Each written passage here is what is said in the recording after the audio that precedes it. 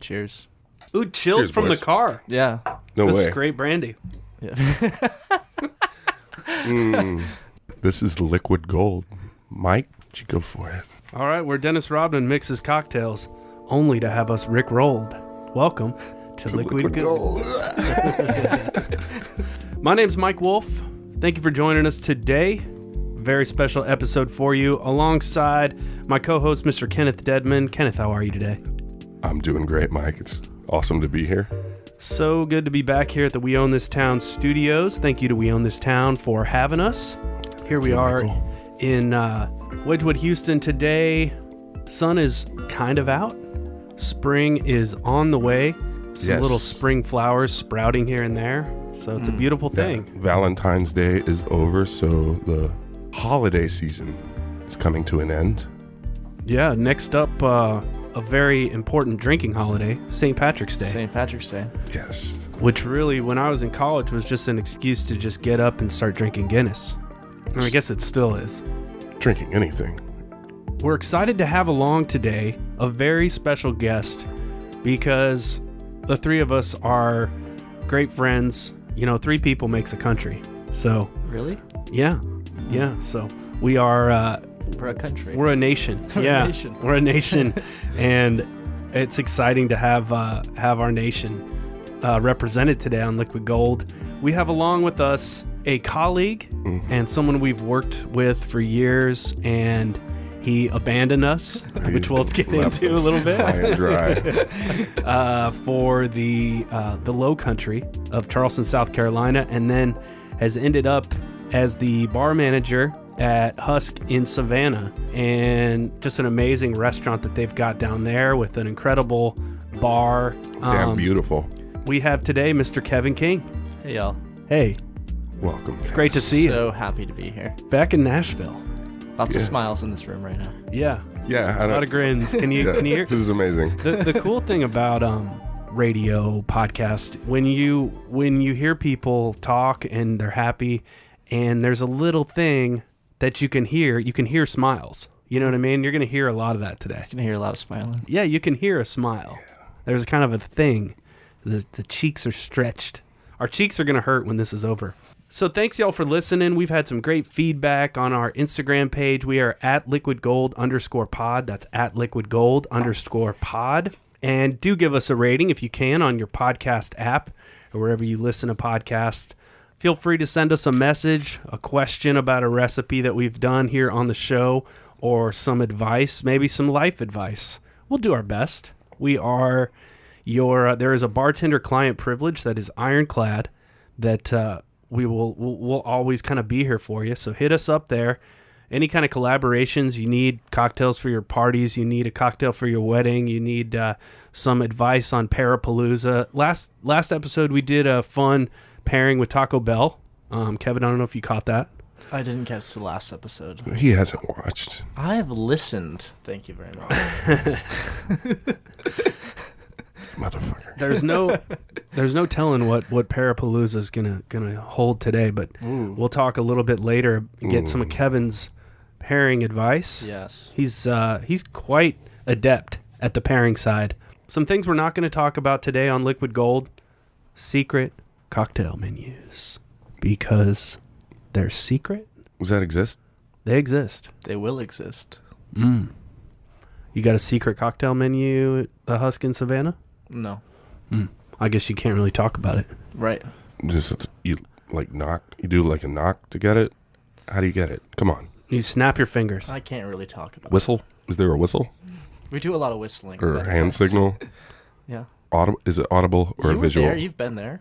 I didn't. Did you get anything off the secret menu? No. Well, you didn't know. We're going to have to make a trip to Savannah, buddy. Liquid Gold hits the road. It's coming soon. And we are excited about it. Some other things we're not going to talk about today: frozen fruity Frosio. Frosio. What's Frosio? Frozen Pinot Grigio. Oh man. That's a new one. Yeah. I think it's so Is it new. like It's so frozen new and to, like, exciting. a block and then you like lick it Yeah. Like You shave it. like a lollipop. You a shave it. lollipop. You shave it like lamb. And you shave it like Into the lamb, and you put it glass. on a tortilla. That's brilliant. It's like it's kind of so new. We probably shouldn't even attempt to talk about it. We got to wait till other people catch up. And so frozen fruity Frozio, a topic for another day. Another thing we're not going to talk about today: hoary bittercress. What'd you call me? Hoary bittercress, a fun little herb popping out these days that tastes like horseradish and can be great in your Bloody Marys. Just make sure you can identify it. But it's also got a really funny name, hoary bittercress. I can tell you guys don't want to talk about it. So good job. Good job, I guess. Yeah.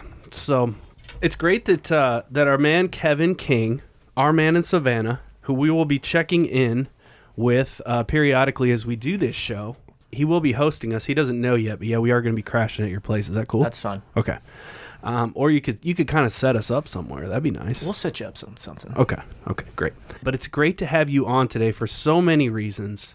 I do want to pull up, this is something I wrote July 24th, 2016. Whoa. Right around your last shift at the Husk Bar here in Nashville, where we all know each other from. I don't think I've ever heard this before. Yeah, because you were not on social media back then. Right. You were just like too cool for school, man. I dig it. Yeah. But I wrote a bar team for the ages. Kenneth and Kevin's last night behind the stick together at Husk Nashville. We get to keep Kenneth, but Kevin heads to McCrady's in a few days to be their new bar manager and launch the new McCrady's Tavern. We're so excited for him, but I will miss the sight of these two walking in together for a dinner shift, cracking those wry smiles, joking those inside jokes, making people happy through whiskey, camaraderie, and old-fashioned great service. Thanks for all you've done as a team. I love you guys. Dang. Wow. Heartfelt.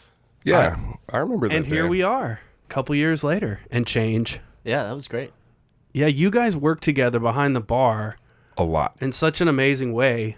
I always acted like, I was going to like break you guys up just as a joke, but you guys would be like, don't break us up. Yeah.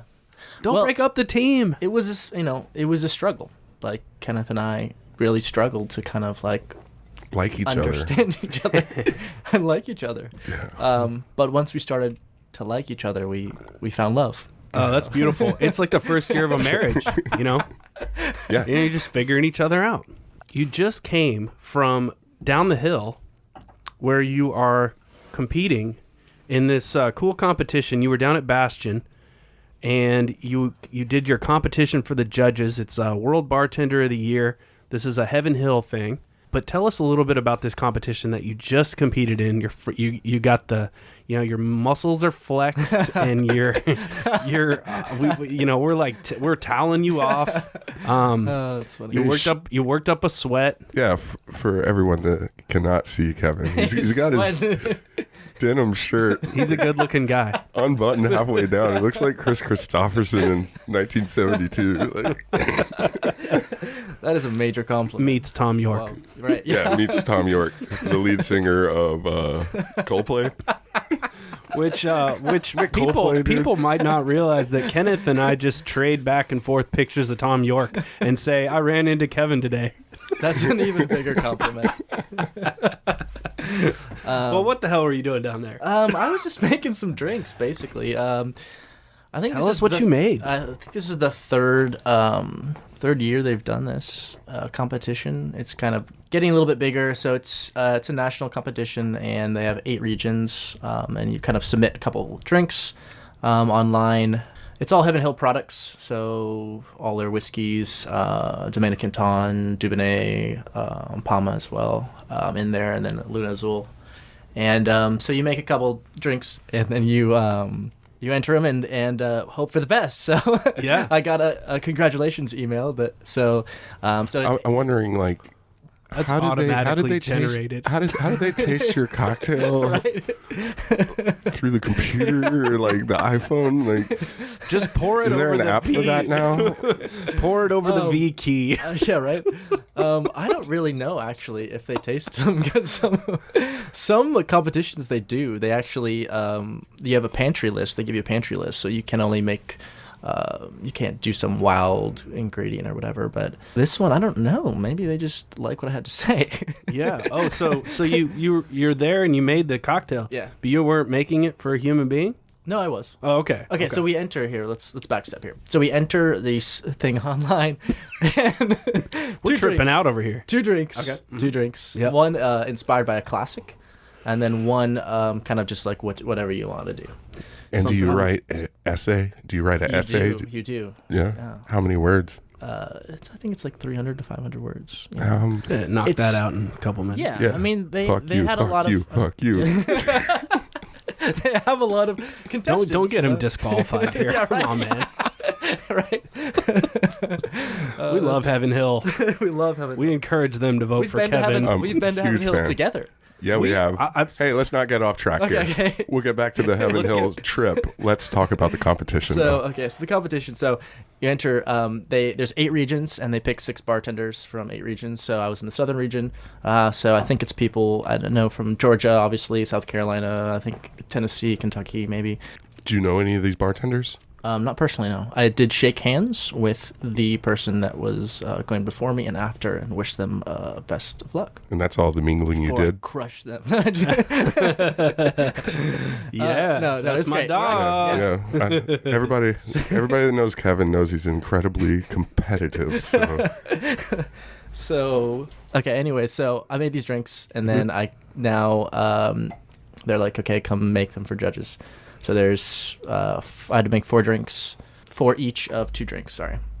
First drink was a Toronto Riff.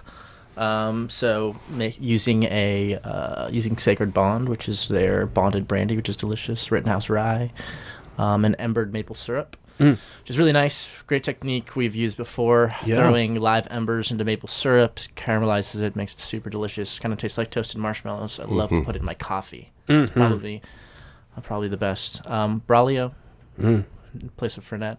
Yeah. Ango, of course, another unfair ingredient. Well done. And then you have been listening. There we go. Yeah. And then a little bit of Nux Alpino black walnut liqueur and smoked bourbon salt. Jeez, there's a lot of things in there. Yeah. Beautiful. But it's great. I can taste it. It was tasty. And then another riff was a riff. It wasn't actually a riff, excuse me. It was a cocktail based off of, which you'll appreciate. My grandfather grew a bunch of vegetables, so this is kind of something that I grew up kind of walking through the garden, picking out carrots and stuff. And one of the things that I always liked to taste was rhubarb. So this is kind of based off of rhubarb flavors. And cool. So it's Luna Azul Dubonnet. A purple clover cordial, and purple clover and rhubarb share what's called oxalic acid. So there's really bright green acidic notes. So it kind of plays into that. Little Zucca, which is in the rhubarb amaro, fresh lemon. It's also in wood sorrel, which is starting to pop up on wood sorrel's around another trees, really old dead trees and whatnot. Yeah. So, and then they did a freestyle. So the third one today was a freestyle. So when they did when you freestyled, did you rap? Throw up like gang signs, dude? Like, when for the freestyle part, did they say, so I'm looking for something a little smoky. I'm looking for something with gin, or how did that work? So how'd that go down? Kind of what they did is the guy that was curating it kind of like laid down the rules. Basically, he was like one of the judges is acting as your bar manager, and he wants you to put a cocktail on our spring menu. And he's going to give you kind of what he's looking for. So role playing. Yes, there's a lot of role playing going on. So closed to the public, might I add? Yeah. Were they filming you? They were taking pictures. Just pictures. Just Stills. pictures. Forward them to our email. We'll post some. I will. So they you have to use one of the other Heaven Hill products that you didn't use in your other 2 cocktails. So that was kind of like a wild card thing, and you had to use 1.5 ounces. So the kind of the discussion is you kind of talk with the judge as your bar manager, and he's like telling you what he wants. So he's basically like, hey, I want something. We're here at Bastion. It's a high volume restaurant. We want something that we can make quickly. It's spring's coming up, so we want something seasonal that's approachable for all kinds of people. So I went the cobbler route. Actually, I made a sherry cobbler with some. Oh, great! With a classic, right? Yeah. Yeah, this is on our topics today. Yeah. So we did a little of tequila, Luna Azul Blanco, just 1 ounce because we wanted it to be low ABV and approachable. Amontillado sherry, little Palma for some fruit qualities, which is the pomegranate liqueur. And then some passion fruit syrup to give it some fat, give it some body. and whipped it over crushed ice. So it was pretty quickly because it was shake and roll, so you didn't have to strain it. So that was kind of to make it fast and efficient. And then just a bunch of beautiful fruit and mint. Yeah, Cool. so it was great. That sounds great, like a tequila cobbler. Tequila cobbler. That seems to work really well because you got that kind of briny, salty quality of some of the tequila, and that kind of savory bit of the Amontillado. Yeah. That's making Sounds me great. hungry. Yeah. Actually, Yeah. that makes me really hungry, Sherry and man. order some tequila food. sherry and tequila like go very well together. Mm-hmm. So it's, I could see that. I mean, like one of our classic moves, the three of us has always been to like put something with like salt in tequila. Like tequila's classic pairing is with salt. Yeah. So like it That's makes why sense it's to have, unfair. a that's why high it's unfair. sherry that has salinity properties. Yeah, of course they go well together. That's delicious. That's awesome. We do, all three of us love a sherry cobbler. We've been making them. We got really into making them. God, this was like 3 or 4 years ago, and it's been fun to see. We covered sherry cobbler on the last episode, and we gave a recipe. We heard from a lot of people online who had been making it, who tried to make it at home. It's super simple to make a traditional sherry cobbler. But I want to talk a little bit about, you and I had checked out Balak, a since closed bar in New Orleans. I didn't know that. That was it closed, I think, a few years ago. From the people that do Cure, sort of the standard of cocktail bars in New Orleans. They had a really cool kind of niche concept and we stayed at the hotel we stayed at, the Hotel Modern there in New Orleans. This was 3 or 4 years ago, just to really check out that bar because they were focused on the cobbler. They were focused on 1860s drinks. And I guess it's not surprising that maybe didn't work because it wasn't in a very highly trafficked area of New Orleans. Yeah. But God, did we love that place. Yeah. I just thought it was so great. You had the Bonal. The Bonal cobbler. And probably maybe one of the best drinks that you've had. Yeah. Yeah. It was, and it was 3 ingredients with some crushed ice. Yeah. And so we loved that place. So we got back to Husk in Nashville where we were all working at the time. And I ordered the ice crusher in the car on the way back. And we started making all those cobblers. And then it was cool looking through some of the historical books that we had in the library over there that sherry cobbler was a drink they were serving at that house, the house that Husk Nashville is in. So there was kind of a cool tie-in. And the process of making them was a little bit, which we went over last episode.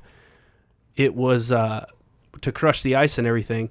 We didn't really do it on the menu, but it became like a thing off menu. Yeah. And a lot of people would come in checking that out. But you took that a little bit further at the Husk in Savannah, and you're doing something in the frozen machine. That's right. Tell us about that. So I wanted to do, everyone was kind of doing like the frosé or what is it? Frozen fruity frosio. Friesling, all these things. So yeah, I mean, like Charleston and Savannah have this frozen drink culture. Yeah. As does Louisiana. Yeah. It's hot down there. It's hot. Yeah. Hit up one of those old closed They're Captain D's and it's it's a Captain D's? Yeah, you know how like it's a retrofitted old fast food place all over, speckled all over the South. Yeah, Captain D's, there's one in England. Daiquiris, like frozen daiquiris out the drive-through window. I'm sorry, Kevin. Yeah, you were talking about this frozen drink machine that you got at Husk Savannah. Yeah, how much did that cost? I don't know the cost really. It's it's negligible. Yeah, he gets whatever he wants. He paid for it. Right. Yeah. Yeah. Right. It's paid right. for. It's totally been paid for. So we do.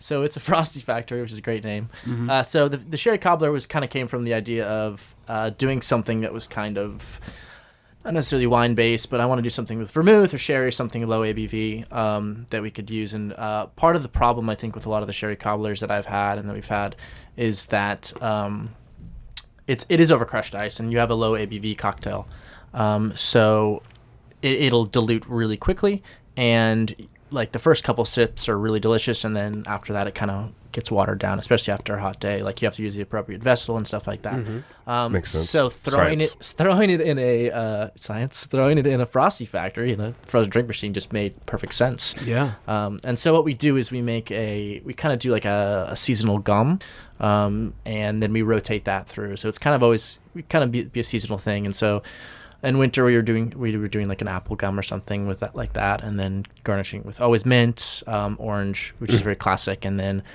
sliced apple or something like that. But it's really great because it keeps its consistency because it's frozen, obviously. And it's just like a sherry bomb. You get all the full flavors, and we do them in two sizes, which is always great. So it's kind of like perfect thing. You want to walk in, you're kind of looking over the drink menu, you're kind of looking over the food menu, and you just get like a small little sherry cobbler just so you can kind of sit back, relax, and kind of get your game plan going. Yeah, so. Plot out what you're going to do because there's a lot of things to look at, a lot of things to order. Yeah. So... Y'all dress it up really well. They look beautiful, and I imagine a lot of folks order them. Yeah. Because they're like, what's that lady having? And I'll have one of those. And then you're getting out of all kinds of like work because you've already pre-batched it. So I mean, that's the brilliant thing. Yeah. We keep the glassware in the refrigerator, so it's already super cold. And then, actually, funny thing is, we started using, we're on the straw thing, right? The turtles and the straws, right? No one wants to be using straws. I like turtles. And yeah, everyone loves turtles, but I don't like paper straws. Haven't had a good paper straw. They're tough, yeah. Mm-hmm. So we bought a bunch of metal straws, which is great, and we started serving the sherry cobbler with metal straws. Mm-hmm. I bet that's. How'd that go? I can already imagine the frost going up on. So they were getting so cold that they were sticking the metal straws were sticking to people's lips. And then they'd have to rip them off, and they'd start bleeding on their No! Look what you did to my wife! So let's get our lawyers on the phone real quick. That's amazing. Shannon, we're talking about bleeding lips. I could just see like man, this is like an injury lawyer's commercial. It was terrible, but it was very fun at the same time because I'd see someone do it, and they'd just be sitting there, and they'd get this face where they'd realize that they had a straw stuck to them. Oh my lord! Oh my god! We've talked about Fernet face, of which we posted Kenneth's mom's Fernet face on our Instagram, which is great. My loving mother. It's a beautiful thing. One of our listeners. Frozen straw face, where you realize that the straw you're sucking from is now stuck. I can't believe you didn't get any photos. Wow. So we now use a BPA-free recyclable plastic straw. Nice. That's Compostable. Very sturdy. Mm-hmm. And so we kind of use that for all our straws now. So that was the option. Still gets cold, but it doesn't stick to your lips anymore. Nah, that's good. Great. Man, that's beautiful. And what a lot of people probably don't realize about Savannah is you can walk around town drinking a cocktail. Yeah. No open container law. So people are coming up and getting their frozen sherry cobbler, and they can just walk around the square. Yeah. What are we doing? Why are we not in Savannah? Walking around drinking frozen It gets sherry cobblers. really hot there. But let me tell you something. Like Savannah has such a freaking cool vibe culture. Like any given day at the park, there are a shitload of dog lovers, bicycle lovers, frisbee lovers. Everybody goes to the park and hangs out together. Community. Yeah, so they need those to-go drinks because they are going to the park. They're going to hang out with everybody. And everyone should have a drink. And everyone should have a drink in hand because it's hot and you need to It's hot and you're going to sweat it out anyway. Right, yeah. Yeah. No one's really actually drunk in Savannah because they just sweat it out. They just keep drinking. That's great. Everybody's probably got great skin and everything too, right? Yeah. You're looking pretty good. You think? Yeah. The beard's looking good. It's hard to tell about the skin. You look good, Kevin. We know you're making the lady swoon in Savannah. Swoon.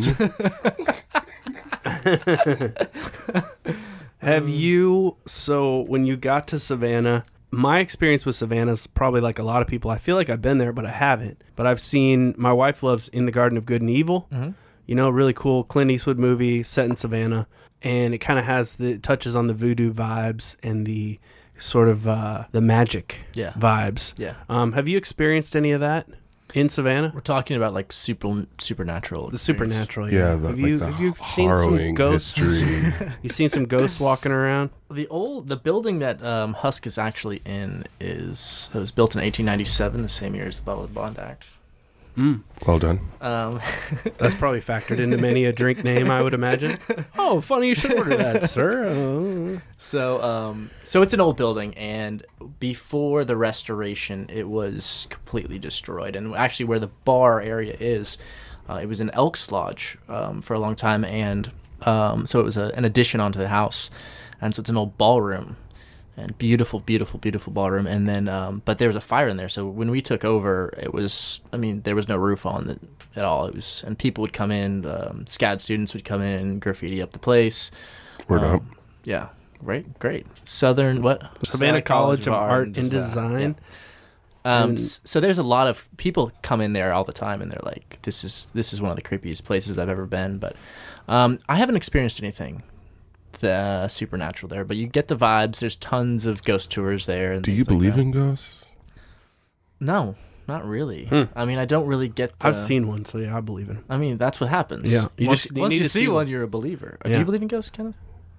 I'm not opposed to believing that there I'm kind of on that same. I've never there. experienced anything, so I don't have a reason to. Do you believe. like walk home? Do you leave? It's late at night and you walk home or something? Yeah.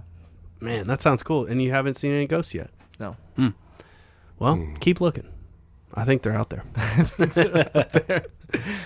Maybe try some more Bottled and Bond before your next walk and see if I can see something. This stuff that we have in our glasses right now, we haven't talked about that. But you recently had a trip to Chile. Chile. Yeah. Chile.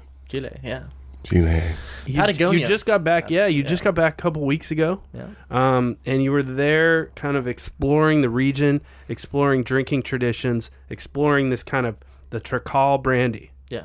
And that's what we're drinking here. Yeah. This is really nice. So tell us a little bit about Tricol brandy and your trip to Chile. It's kind of its own thing, and I don't know if I would necessarily call it a brandy. They're kind of starting their own style of spirit.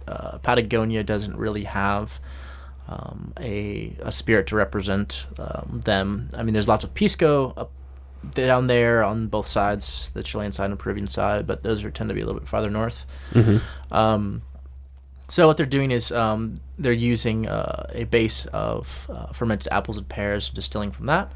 So it's kind of like an eau de vie, and they're kind of seasoning it with some wild berries and then essential oils of different herbs in and around Patagonia. So they're trying to use things that are, they are using things that are very much local, that they grow there. You know, we're kind of, it's like, same thing.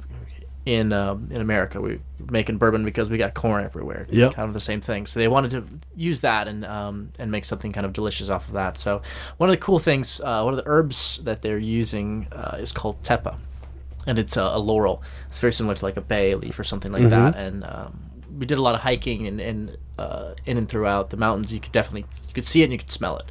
And so it's a great representation of the spirit itself.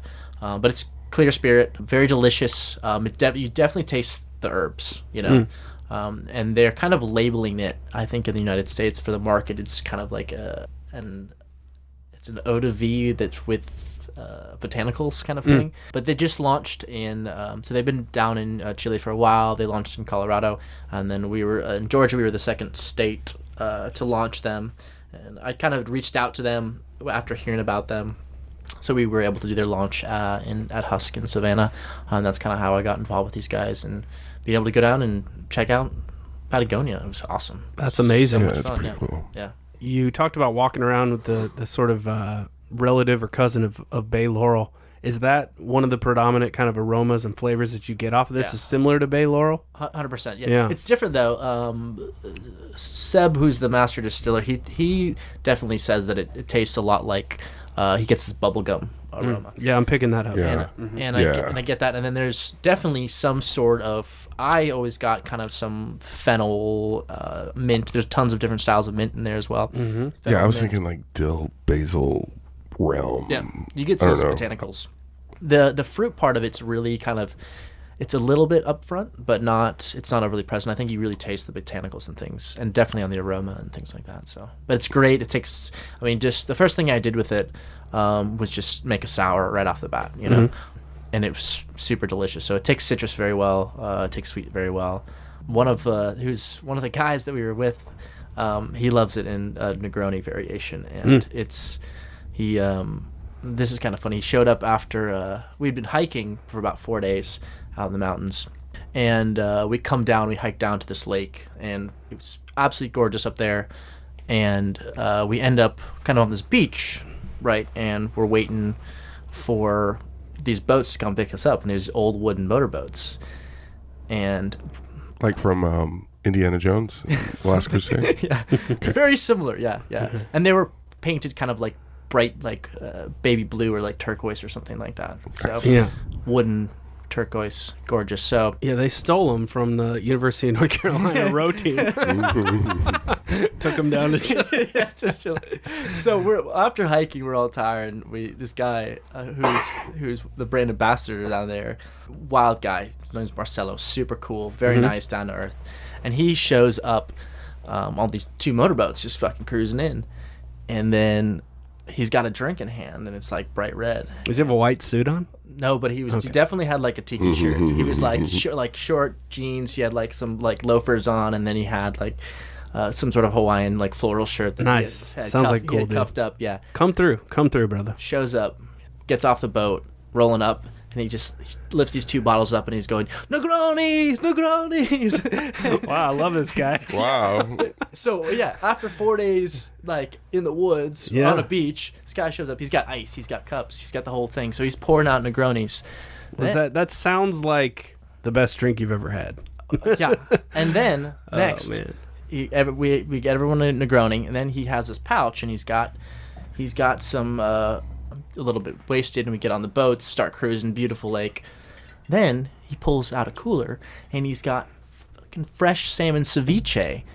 Starts passing that out, and then skewered fruit, and I'm just like, who is this guy? Wow. Who is this man? It's a magician. So that was probably one of the best experiences of the trip. Just That's amazing. I'm surprised you came back. Yeah, that's pretty cool. Yeah. It was kind of a dream, It was very magical, very romantic. Maybe it didn't happen. You just like did. What was it? Ayahuasca? He went to see a shaman, and he thought there was Negronis involved, but that was really just you putting your... That's funny. He was really amazing. sucking on his thumb. Yeah. Well, it's definitely a very interesting spirit. I get all these botanical notes and some of the fruit. That's super interesting. Fruit comes in a little later, but it's there. Yeah. Yeah. Super tasty. Pretty delicious. Thanks for sharing. I'm glad. I think it's probably going to be in Tennessee eventually. Yeah, I'll get it. Probably going to. I think he dropped off the bottle at a Husk here. Yeah. So. We'll see if we can get some boat that we can park outside a chopper and just ride around in a boat that's hitched to an 18-wheeler. That's awesome. And roll around Nashville. That sounds like fun. So when you were out there in Chile, what kind of drinking traditions did you notice, whether it's tea, coffee, what have you? Yeah. What was kind of fun about being out there and experiencing kind of a different beverage culture? Yeah. What did you see out there? What was interesting to me, which I'd never seen, I mean, their menus layouts were very funny because they had like they'd have like a blue Hawaiian and an old fashioned and a margarita. So it's like a lot of the menus were just kind of very generic, like just classics, right? The one thing that I saw that I really, really enjoyed was the Ramazzotti Spritz. Oh. And it's the Ramazzotti Aperitivo, which I'd never seen before. Oh, I don't wow. even know if it's available here. Yeah, I hadn't seen it. Is it? Is it? What color is it? It's orangish red. Red. Yeah. Yes, it is available here. It's got that weird spout on top. Yeah, they all. Oh wow, I've never seen it. Yeah. So, and I actually didn't get to try it by itself, which is kind of a bummer. But I definitely had several of the spritzes, and they all had. Ramazzotti does a good job down there with promoting their brand, so they all had these specific like Ramazzotti like spritz glasses, and they would serve it with a metal straw, which is kind of cool and over ice. So, but yeah, and they're doing soda and sparkling wine. Yep. and kind of garnishing with an orange, very classic, Yep. Aperol Spritz style. Yeah, Wow. super delicious. So I had and of course, and it was summer in Patagonia, obviously, so it was hot out, and it was perfect when we were kind of walking around the town and stuff like that. Aperol is probably going to drop in paratroopers if they hear this. Right, yeah, I know. Yeah, no, the Ramazzotti is great, man. Like That was the one thing that was very bizarre to see a lot of that. it's typically about half the price of Campari. It's a good Campari substitute if you have. Well, to me it was a very from what I got from just trying the spritz. It was kind of an in between. You know, it was probably closer to an Aperol Spritz, so it wasn't as bitter as intense as Campari is, but somewhere kind of in between. It was very delicious. And then Pisco sours, of course. The one thing they do there is they don't use egg whites because of, I think, the legality of it. They don't use fresh egg whites, so they use powdered egg whites. Wow. And everything was blended. Yeah. So that was kind of... That is my experience with Pisco sours, like by indigenous folks, is it's always used. I don't know about the egg thing, but I'd love to play with some powdered egg. Yeah. But always blended. Always blended. Yep. To kind of get that froth and stuff going, and then... So it's kind of Pisco sour meets Brandy Alexander by the time it comes to you. Sure, yeah. And so they're using the powdered egg whites. So the flavor, was it similar to what you'd make here in the States? Or definitely on the sweet side. Definitely which is kind of interesting for any of our palates. I would say it was definitely, everything that I tried there was definitely on the sweet side. But it was great because a lot of it was, we would drink them in the morning or something. And a lot of times in the morning, in the morning, that's exactly what I want. I want a little sugar, some little sweetness to go and things. So, right on. But, so they would serve them in champagne flutes. And then they would also, you didn't see, there was a very interesting bitter that they used. It wasn't, some had Angostura, but there was a local bitter. I got a picture of it. I can't remember the name of it, but had lots of kind of like chocolatey notes to it. I tasted it wasn't as intensely bitter actually as like Angostura, but I would see them garnish with that. And then they would make them in big batches, so big pitchers, and then they would like fill up glass bottles with them and throw them in the freezer. So then they'd pull them out, give them a couple shakes just to combine, and then like dump it out in your champagne flute, and then, here we go. That was delicious. So super cool. But those are probably the best. I mean, the Pisco Sour, the Ramazzotti Spritz, Piscolas, so Pisco and Coke. Those were everywhere, and it was about 85% Pisco and 15%. Oh wow! Coca-Cola. Well, they got that right.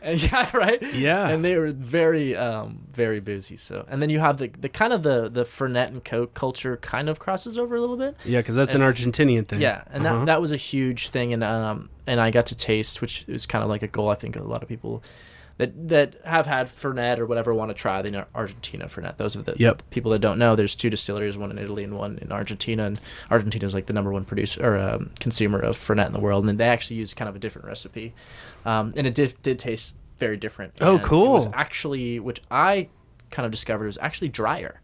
Which I wasn't really expecting, but I think it's because that sounds great. They drink it with Coca-Cola.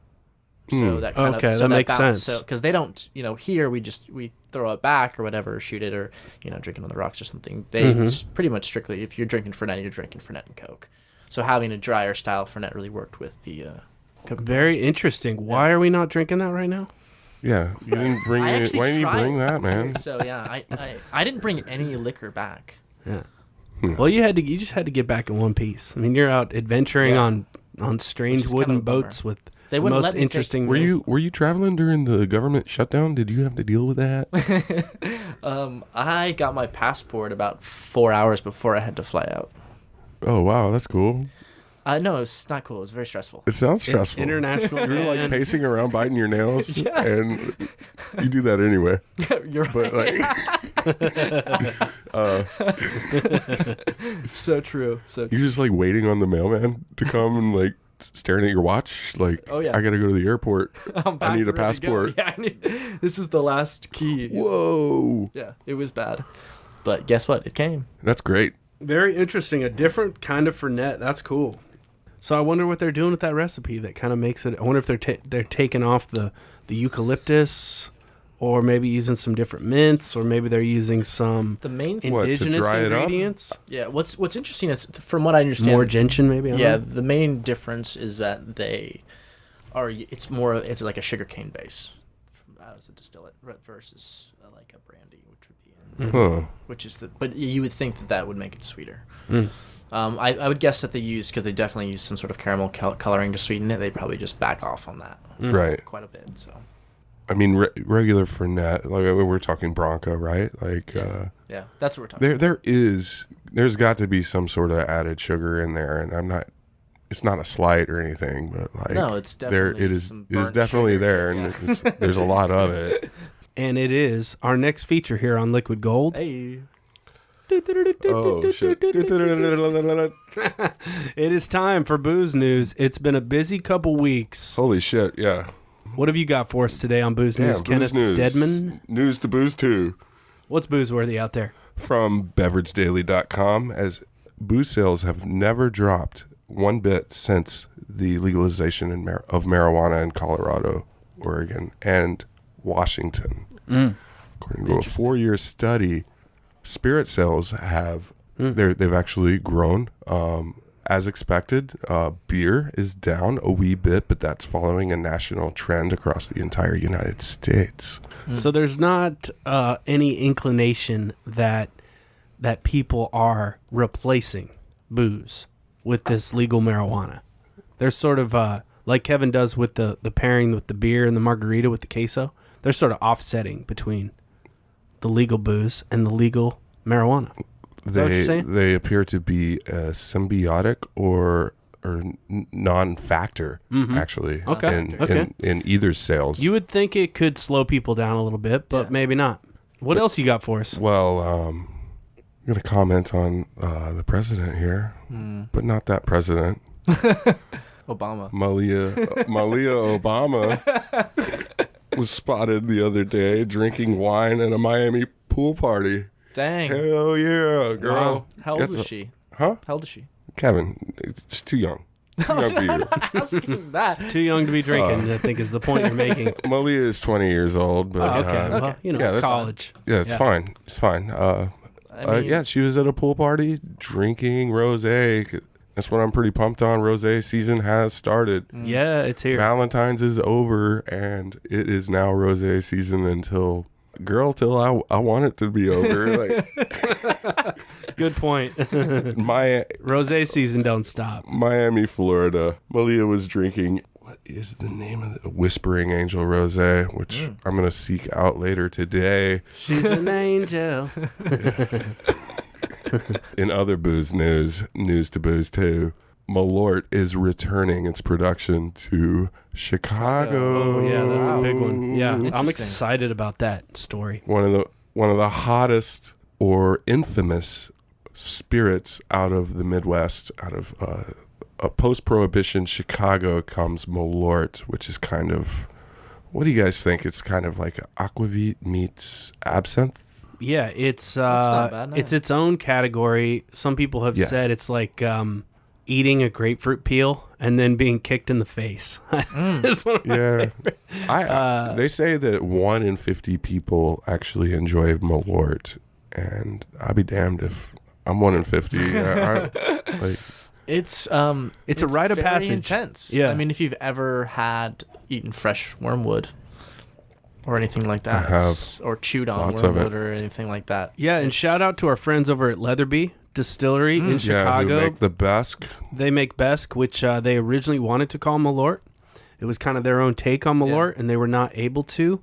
Yes, because Jepson's Malort has the trademark on the name. Yep. But I think it's interesting because Leatherby did shed some light on how they made it, because the Jepson Malort, they're very secretive about their recipe. The gentleman now who has kind of taken over distilling it, if I tell you what's in it, I got to kill you, which is kind of funny because it's the opposite of Coca-Cola. But the folks from Leatherby sort of shed some light, and they just said, look, this is a bunch of botanicals, mostly wormwood. We throw a ton of wormwood in here. I think microeconomically, Leatherby has influenced the return of Jepson's Malort to Chicago. Sure. Which was sourced out of Florida for a couple of decades now. Sure. I think we got to give them a shout out. Yeah. For kind of, The having a Leatherby new folks pack. Leatherby folks are dope, and seek out their products. They've got a great Fernet, and their gins. I Gins are amazing. cannot say enough great things about their seasonal Yeah, they gins. do seasonal gins that they come out. They'll have a fall one. I'm sure their spring gin is going to be coming out here soon, so keep an eye out for that at all our favorite bottle shops here in Nashville and abroad. And it appears that Malort, the Jepson Malort, will be coming to Nashville, I'm sure, soon. They're gonna kind of expand Soon a little enough. bit. There's so many Chicago people moving here anyway. If you want some Malort, just make friends with your neighbor, and like they'll bring you a bottle back. And there's a really good story. We must give a shout out here to this article that was really well researched, I thought, and just had a ton of information in it. And this was an article on theringer.com from Claire McNear that she wrote about the story of Malort, and talks about how there's some gentlemen who are sort of taking over the brand, and that this brand sort of lived with one office and two people sort of running the ship. So it's a really interesting story, and it's a really interesting kind of regional tidbit about drinking. It's awesome. Like actually, the region like of the city that they will be reproducing Jepson's Malort in Chicago is a Eastern European neighborhood, an old Eastern European neighborhood known as Pilsen, which is nestled next to the the southwest side, so in between Chinatown and Little Italy in Chicago. Interesting. Cool. So we're Learning excited so about much. that. That will be coming to Nashville, I am sure. I mean, I don't have any inside information. I would just bet that both with the exposure of Liquid Gold and the expansion of the brand, it'll be coming to Nashville soon. Very soon. So, Incredibly soon. Mike, you actually do have your own booze news story that I would like you to speak on, because you've been hitting me up all week about this, and like this lady's like kind of like lighting a fire. I don't get too political. We already talked about Obama's baby. Which and you know, yeah, we don't need to get political. Liquid Gold is kind of a bar, so There are we certain want rules. people to look. We want people to look to us for entertainment and for an escape away. Wisdom and knowledge. But Representative Alexandria Ocasio-Cortez of New York, she's sort of the firebrand freshman. But this is interesting because she posted recipes. She posted cocktails for the revolution on her Twitter page. There was one called World Without a Green New Deal, a bitter, dark, and stormy. Clean transport, an aviation, but hold the creme de violette, which I'm sorry, that does not make it an aviation. Because that's kind of the key ingredient. So I got to take points away for cocktail knowledge, because and there's no recipes here. It's just like, because a recipe... So she said aviation, but hold the creme de violette. She didn't write that. Wrong. So I'm going to go ahead and give you an aviation recipe. Here we go. Throw out 2 ounces of gin. Yum. Nothing too botanical heavy. Keep it light. This is like whispering spring. It's like whispering spring into your ear. 3/4 ounce of lemon juice. Let's say 1/4 ounce, maybe go a little shy of that on the maraschino liqueur. Yeah. And 1/2 ounce-ish of creme de violette. And Flower bomb. Mikey, you make them like a flower bomb. Yeah, flower bomb. And then I will tell you, so I announced my book, Garden to Glass, coming to stores. So excited We're about incredibly excited November about that, Mike. 2019. Congratulations. I'm Holy freaking shit. out. Like, yeah. I'm in the final stages of it. That's why I look like shit. I know you're giving me that look. Well, But like, I'm not sleeping. I'm You're writing. I'm in it. can you imagine, But, how I'll tell many you- pages is that going to be anyway, man? Like, It's how much work did you 12, do? It's like 12-page papers or something. But but, everyone's going to be judging you. Like, Yeah. every word they read, they're just going to be like, That's who okay. is this guy? Mike's That's fine with me. He's honestly. Mike. If you've never read any of his work, he's an exceptional writer. It's one of his Oh, kind of thanks, hidden Kevin. talents. Yeah, He's a Mike, great guitar player and he's a great writer. exceptional guitar player, singer. Oh, you He's guys. a great father too. Yes. You guys. He man. sucks to work with. I love but you at guys. Oh man, I miss you guys. So one thing I do want to pass along to our listeners, and this is something cool that over the past few years I've kind of gotten into with this time of year. The violets are starting to come out. And you can say go out to your yard as long as you're not spraying pesticides, and this is something I get into the book a little bit, and violet season. You can go out to your yard assuming no pesticides have been sprayed and all that. Now you can pick these violets in mid-morning after the dew has faded, and then wash them a little bit and just wash them over cold water. Put them in a syrup that is cold. So put them in like a cold, simple syrup. But what you can do to bolster the flavor of violet, which is it's so faint and it can be so light. But there's orris root, which is it's a botanical used in a ton of gins. It's used in a ton of Amaros. So if you go to a bar and you drink cocktails, you have tasted orris root and what the predominant flavor that orris root puts off. And this is a different species of iris. Iris being the Tennessee state flower. So we can bring this back home. But the predominant flavor that this root dried up gives off is fresh violet. So that's kind of an ingredient that you can use along with maybe a touch of lavender to sort of bolster anything that you want to make with violet. So that's something I want to pass along to the listener and something that'll be featured in the book Garden to Glass coming to stores November 2019. So I'm excited about that. What a great name, Mike. Like, it's a perfect name for your style of bartending. I've learned so much from you about not just making drinks, probably more about cultivating herbs than I have actual like drink shit. Oh, you have an amazing nose. You have an amazing palate. He's a great father. you are a great father. Hey, stick around. You're one of the fastest drivers I've ever ridden with.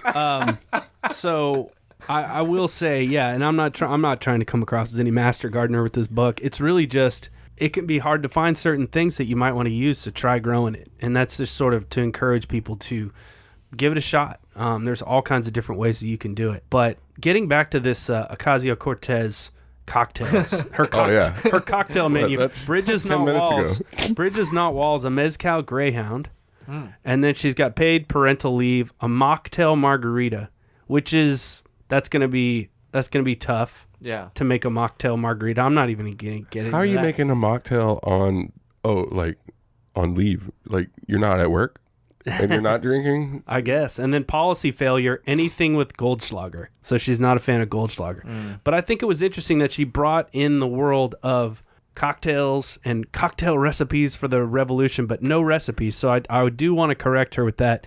You did not give any recipes, and you don't make an aviation without creme de violet unless you are substituting your own house-made violet something, which I encourage people to do. Look to the orris root to give you more of that violet flavor. So, Miss Ocasio-Cortez, I want you to give that a shot. I want you to give making a violet cordial a shot and really get your hands dirty, because let me tell you, that's what you're going to need to do as a freshman in the house. You're going to have to get your hands dirty. The House of Representatives. Yep.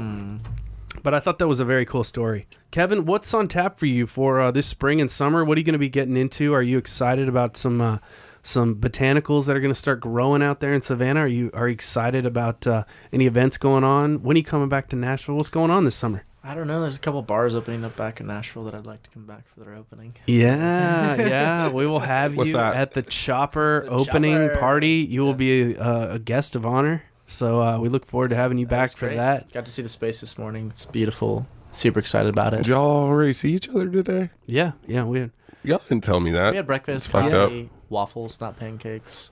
Oh. I was developing heartburn trying to get here. He was compiling booze news stories. Yeah. I think that spring's always probably my favorite time of the year to start making drinks and things like that. What spirits do you look to for spring? You think like, cachaça, or back Pisco. To that Pisco, cachaça. I think that I really love that Copper and King's Immature Brandy. It's basically like an American Pisco. It's super delicious, bright, floral. Gin's always, with all the botanicals in gin. Like some sailors. Yeah. What was the cocktail? What was the cocktail we came Sailors up? Yeah. With we never made it. Welcome Home Sailors with Plymouth Navy Strength. Yeah. Kevin and I developed a drink at the Ordinary in Charleston. That's right. That was at the Ordinary. On a whim. And shout out to Hunter, the bartender at the Ordinary. Yeah. Great dude. Yeah. Super cool dude. Yeah, like he put up with us for about 45 minutes. And all we did was laugh. Like all we did was like look around and laugh. Like some old lady was like, "It looks like these two gentlemen are about to get up." We're like, "Hunter, we'll have another round." That's funny. Yeah. Hell no. What else? I got a bunch of weddings this year. So kind of looking forward to that. And That's great, man. Hopefully, like, my brother's getting married. Nice. Whoa. You got your suit game intact? Dude, you got your suit game ready? Your brother's a fucking cool dude, man. Like he's cooler than you Shout are. out to the bro. Shout out to the bro. Good luck, man. Yeah. Congratulations. So we got to do that whole thing and do the bachelor party. And, What are you gonna do? I think we're It's your job. Is it your job? Or you? Yeah, I'm the best man. Yeah. Of course. We're gonna try and do like a kind of houseboat situation. Oh. So liability. Also a liability, yeah. But anything's liability in any kind of bachelor party, you know. Mm-hmm. I know. Like you should probably like. Do you want to help? I think I would do. My suggestion is to do like the escape game, but like just lock all the doors with a operating toilet and make sure like. Well, my brother's make sure no one's getting hurt. My brother's super chill. He doesn't like. He doesn't want to go to Vegas. He's not going to want to do anything like that. He's a firefighter. He was a firefighter, right? You're giving a lot more credit. No, he wasn't a fighter. He starts fires. Oh, he was an arsonist. Yeah, he was an arsonist. I knew something like... He requires firefighters. So, but yeah, I think we're going to be doing something like that. Keep it kind of low key. A couple buddies. He loves to go out. He's a huge hiker, climber, that kind of thing. So something involved with that, kind of just being out in nature. Cool. Yeah, so you, what's your responsibility is to make sure that he doesn't climb or hike something he's not supposed to. Yeah. So he ends up, in a cast at the wedding. Right. Yeah. So that's what you got. That's what you need to watch out for. But we've got tons of people getting married at Husk Savannah. So we'll be doing a lot of that kind of thing. And dude, that's cool. Like, awesome. Yeah. It's celebration. It's really great to have like celebrate. Yeah. Yeah. To have a lot of weddings on the docket. Yeah. I think that's a huge thing because I went through a dry spout there where no one was inviting me to weddings and I was just going to funerals for a few years and it was horrible, Kevin. Well, you're like Will Ferrell in Wedding Crashers. You're like, hey, funerals are the new thing. It's funny because they come in waves. The food's better. They come in waves. Some years you go to a lot of funerals. Some years you go to a lot of weddings. Some years you go to a lot of baby showers. Yeah. So, yeah. Have you been to a baby shower, Kenneth? You give me a weird look. Yeah, no, I've never been to a baby shower. What do they do? You shower people with gifts. Yeah. They drink that like Malia Obama rosé. She needs her own rosé. You're right. Whispering Angel. What a great name. How do we find that, dude? Mm-hmm. We need to bring that into town immediately. God. I feel like you could probably do a great Angel's Envy cocktail with that. With Angel's Envy and Whispering Angel. Oh, snap. Sounds great. Well, we will invite you There's another plug for for all our listeners. Yeah, potential sponsors. We will promote anyone. Yeah. I don't care right now. Yeah. Like, we will send you an invoice. Corey, we're going to send you an invoice. We do invite you to collaborate with us if you need a cocktail for your wedding or you need a cocktail for your event or some, advice. How am I going to make the best Manhattan that I can? Hit us up, liquidgold_pod. We love all the direct messages and all the feedback that we get, good or bad. We just appreciate everybody listening. And we do ask that you take an episode and share it with a friend so that you can text out an episode. You can text out the podcast. So that's kind of cool. If I hear a cool episode of something, I usually share it with someone or I'll send it to my mom or whatever. Share Liquid Gold with your friends. There's enough to go around. Gold. There's enough to go around for everybody. we've been sharing Liquid Gold here for about an hour and a half. Yeah, this Chilean brandy's dope. So I'll tell you what. Thanks to them for hitting that up. And what's this Chilean brandy called again? Trical. Man, we got to get down there. Yeah. Yet another place we need to do an episode, Kenneth. So we got to get our frequent flyer miles all dialed in. We got to get ready. Yeah. We'll be hitting the road. Savannah'd be great. You just gotta fly. Driving sucks. I usually try to stop somewhere. I'll usually try to stop in Decatur and go to Kimball House, say what's up to those guys, and Get some oysters. Get some oysters and some great cocktails. Yeah, that place is amazing. They always do a good job, and they just opened Watchman's too, which is amazing too. Croc Street Market there, so that's always a great place to hang out. So especially if it's like awesome. At that point you get to it, it's like there's already traffic. I might have just might get as well off pop and off, drink a little check bit. out. Yeah. I prefer to just check out from traffic. That's funny. I love that. Well, we're super proud of you, Mr. Kevin King. I'm proud of for you. everything that you've done there in Savannah and proud of opening y'all. opening McCrady's Tavern in Charleston, moving on to Greenville, and it's really been amazing to see everything you've done, and we never had any doubt about your greatness. That's bullshit. As a, it's Well, not. He's gonna come crawling back. We know it. No, we knew that wasn't going to happen. We filled the position, but we didn't want to. nah, we worried. we miss you like we hell. worried about you when you first went out there. Like, you know, like we asked all those like friend questions, like which I always ask you, Kevin. Are you making friends out there? Because like you're really hard to get along with, and like, like. I was worried about you going out there. I'm tired of separating you guys, but it's kind of fun to do it again. Knock it off. Hey now. Oh, come on now. Our man in Savannah. There we go. Kevin King. This has been amazing. For my Is there a co-host, line out the door? for my co-host, Mr. We Kenneth. gotta turn this table. I don't think Kenneth's going anywhere, but Kevin and I are gonna head on out. Bring in the next show. Like, Kenneth is going to be a guest. what's on your the name? next show. Amber. No, that's funny. Amber, I'm sorry, Amber. We'll get you on here shortly. I'm sorry. That's great. But we have really enjoyed this today. Thank you for listening to Liquid Gold. For my co-host, Kenneth Dedmon, love you, brother. I love you too, Mike. Kevin. Kevin, We love you, man. you. That's so Holy glad- shit, this You're the is man. Glad to amazing. be here. And This was the gold, the most gold. This is the platinum gold Yeah, episode. Liquid Platinum. Holy moly! I'll be back, and I look forward to y'all calling me when I'm down in Savannah. Calling you what? Like a twerp? Find Kevin at Yelp reviews. That's another. find another episode. Find Kevin at the This wasn't Kevin enough time. _King. Is that right? That's right, yeah. Find Kevin at the Kevin _King. Or just on follow Instagram. Husk Savannah anyway and get a great look at get a look at that restaurant. It's one of the most beautiful restaurants in the United States or anywhere in the freaking world. Come get a frozen drink to go. Get a frozen drink to go. You still doing the grasshopper as well? Oh, yeah. So it's grasshopper and Sherry cobbler. Sherry. Holy moly! Excellent. We're there. Kenneth is going to stop talking now. All right. We'll see y'all next time. Thank you so much. Thank you.